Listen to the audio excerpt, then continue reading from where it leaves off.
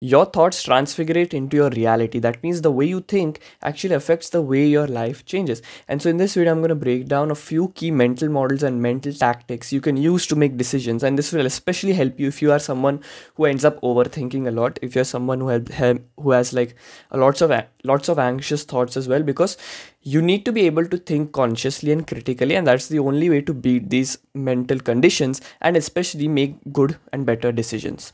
Why should you even listen to me is because my name is Rohit. I help high ticket coaches, agency owners get more appointments booked through YouTube. So I'm not trying to sell you anything. Instead, I'm trying to give you free stuff in my Telegram group. I have a literal free course inside my Telegram group. If you want, you can check that out. Anyways, first of all, I want you to I want to cover this topic called as the law of diminishing marginal returns. ठीक है, थोड़ा complicated sound करता है, but the law of diminishing marginal returns. It's a law in microeconomics and it can be applied anywhere in life. The thing about these laws, the thing about these concepts in like physics, maths, everywhere, they are applied in real life as well in any situation you take. So they have real world implications, and that is why these laws are very, very important to understand. So the law of diminishing marginal returns states that if one of the factors of production increases without the other factors also increasing, the overall output decreases. Right? Think about the last time you were trying to do something and you increase one of the inputs ka efficiency, right? You increase the efficiency, but your results drop. The same thing happened with me on YouTube. I was making these videos and then I saw like, okay, scripting is the most important part, and I improved my scripting, but my videos performed worse. I improved my thumbnail, my videos perform worse. If you increase the input of one of these productions and don't increase the other inputs, like if you change one of these inputs and the other inputs are the same, your output will decrease, and that is the law of diminishing marginal returns. If you're working long hours without rest, okay, working long hours, you're working hard and everything without rest, eventually you will come to a point wherein you will be burnt out. Why does that happen? It is because of the law of diminishing marginal returns. So as an action step, I would like you to analyze your own life and see where are the areas wherein you're putting in so much work but you're not able to see results. It's most likely due to this law that you're not seeing results.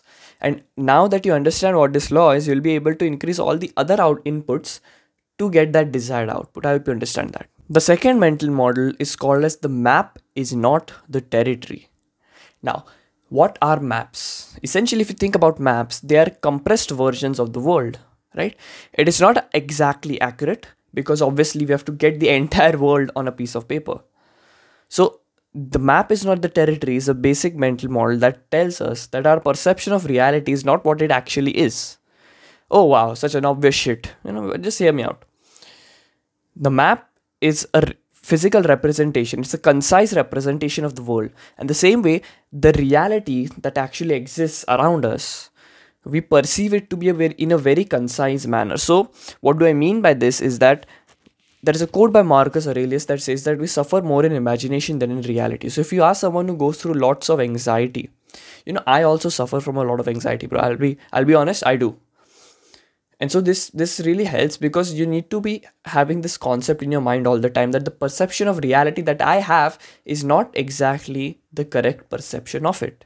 So as an action step, whenever you're faced with a decision that you want to take, always just take a step back, don't take the hasty decisions, and just ask yourself that is this the full picture that I'm seeing, or is this just a concise version of the perception that I should have?